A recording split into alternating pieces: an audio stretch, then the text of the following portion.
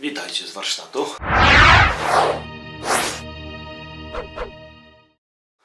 Po raz kolejny, długo mnie nie było, ale niestety jak jest dużo roboty, to i nie ma czasu, żeby filmy kręcić. Dzisiaj taki krótki film, zresztą jak zwykle krótki. Pokażę Wam, jak zaczynam w ogóle od początku robić kolbę. Od samych podstaw. Jak to wygląda. Mam materiał. Jest laminat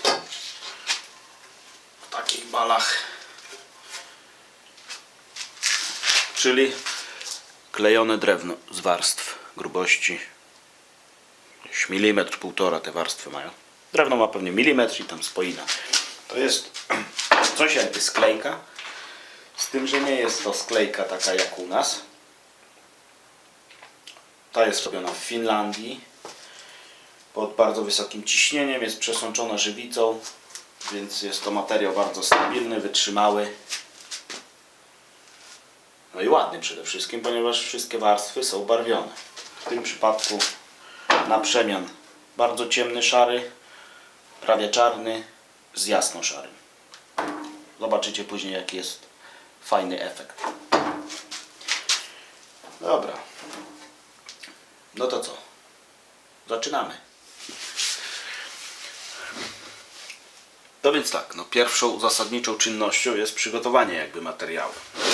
Mam już wycięte kształt ogólny taki. Mniej więcej wiem, co będę robił, więc na pewno trzeba na początku wiedzieć, jaki kształt chcemy. Nie jest to ten kształt, który tu przykładam. To jest tylko jakby pomocnik, żebym wiedział, w czym muszę się zmieścić ze swoim kształtem, żeby wiadomo, wszystko pasowało do siebie. Tu będzie grubiej na pewno, będzie inny tył cały, więc jest materiału na około trochę więcej. Tak samo przód jest dłuższy, tu będzie, więc musiałem materiału dać więcej. Ok. I wycinam sobie z dużym naddatkiem oczywiście, żebym miał możliwość stworzenia swojego kształtu, który mnie interesuje akurat. I to jest pierwsza czynność. Zgrubnie wycinamy większy kawałek materiału. I tyle. I co dalej? Tu maszynowo nic nie będę robił. Ta osada będzie robiona w pełni ręcznie, więc musimy zacząć od wycinania otworów pod mechanizmy. Dobrze jest mieć w warsztacie porządek. No niestety ja jak zaczynam osadę, lubię mieć uporządkowane wszystko, ale w ostatnim czasie jest tak, że po prostu robię, nie wiem, 5 kolb naraz, więc nie ma możliwości, żeby to po prostu ogarnąć i muszę pracować w bajzlu. Jak już mamy wycięty ten ogólny kształt, to musimy się wziąć za pierwszą, najważniejszą czynność w całym procesie. A mianowicie wycinanie całych otworów na mechanizmy. Ja przynajmniej zawsze od tego zaczynam. Z tego względu, że po pierwsze robię to ręcznie i w tym przypadku jest ryzyko, że coś wytnę nie tak, prawda? Gdzieś tam delikatnie kąt mi nie wyjdzie, gdzieś coś za dużo wytnę, za mało i muszę mieć możliwość skorygowania tego, żeby pasowało idealnie. Dlatego najpierw to robię, bo jakbym najpierw zrobił cały kształt osady, wszystko na tip-top, robiąc to ręcznie można później spaprać całość. A tak, jeżeli wytnę najpierw sobie gniazda na mechanizmy, to potem całą kolbę już dorabiam do gotowego, zamontowanego sprzętu. I jest o wiele łatwiej.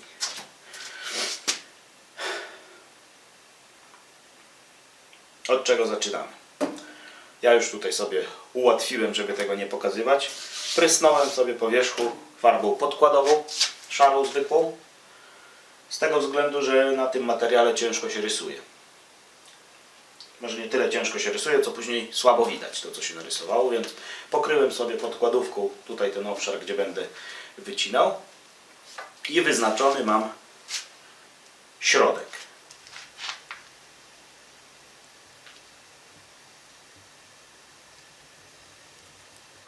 No i teraz, jeśli mam już wyznaczoną tą oś, to zaczynam rozrysowywanie całości wycięcia, kształty na powierzchni. Oczywiście no, to jest fabryczna powierzchnia cięcia materiału, więc wiem, że jest kąt prosty między ścianą a powierzchnią górną. Więc mi to o tyle ułatwia. Nie zawsze jest tak fajnie, bo czasem z materiału wycinam różnie, ręcznie, wyżynarką, piłą taśmową, nie zawsze idealnie ustawioną, więc trzeba to sobie czasem wyrównać. Tutaj mam akurat już gotowe. Mając oś wyznaczoną, będzie mi łatwo w tej chwili idealnie na środku wyciąć otwory. Przy tym materiale mogę sobie pozwolić na idealne wyznaczenie środka i zaczynanie od tego, ponieważ ten materiał ma 65 bodajże milimetrów. Teraz powiem. O, 62. Czyli ma dosyć sporo zapasu jakby z obu stron osi, żeby tą osadę zrobić. Jeżeli mamy materiał cieńszy, zwykle robię z materiału o grubości 50-52 mm. Tam już jest trudniej, bo nie mogę zacząć idealnie od środka, bo nie wyjdzie mi żaden awantaż. I osada będzie jakby idealnie prosta i symetryczna, bo ciężko już manewrować. Więc tam muszę tą oś znowu przesunąć. Ale tutaj lecimy od środka. No to co? Do roboty.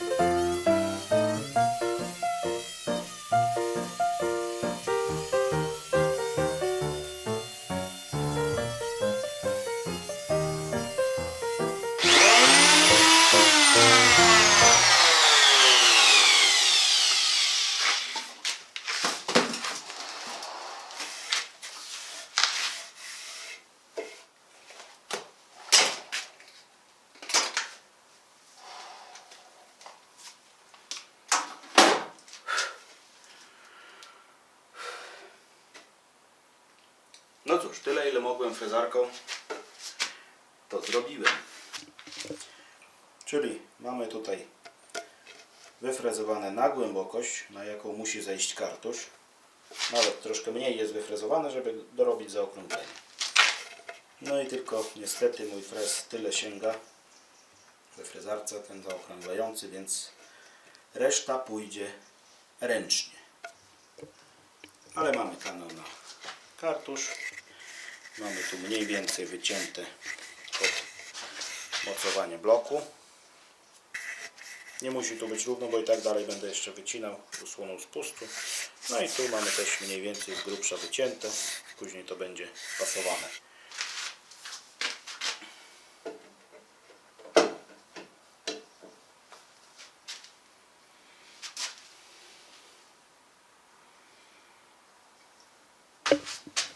Tutaj jak widać kartusz ładnie luźno wszedł. Jest duża szczelina, ale to tylko tu z zewnątrz, prawda? W środku jest minimalna. No i tutaj mamy trochę luzu. Tył jeszcze jest niewyprowadzony. Także jeszcze troszeczkę, ale to też już będzie na później. Tu mamy już zagłębienie zrobione odpowiedniej głębokości, więc jak dokończymy kartusz, to nam wszystko ładnie siądzie. I można powiedzieć, że góra będzie gotowa. Także dalej praca ręczna. Dopasowywanie pod kartusz. Mogę w zasadzie nawet kartusz wyciągnąć.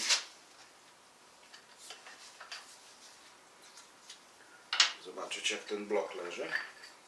Ale tu myślę, że nie ma żadnych problemów.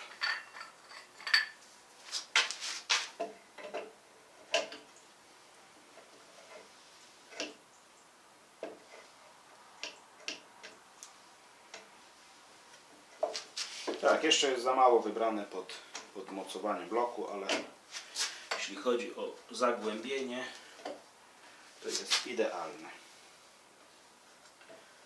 Więc no, nawet nie wejdzie, bo mamy tu blokadę od magazynka, trzeba wyciąć na nią otwór najpierw. Także jeszcze dużo pracy. To nie jest tak, że osadę od podstaw można zrobić w jeden dzień. To wszystko trwa. Samo to już mi zajęło. Z wycięciem materiału, z naczeniem i wyfrezowaniem tym zgrubnym. To już mi zajęło pół dnia. Albo i nawet dłużej. A to dopiero początek. Na dzisiaj to tyle. Więcej na razie Wam pokazywał nie będę, bo przede mną dużo dłubania. Muszę to skończyć najpierw. Dopiero się będę mógł wziąć za kolejne etapy. Także do zobaczenia i do następnego.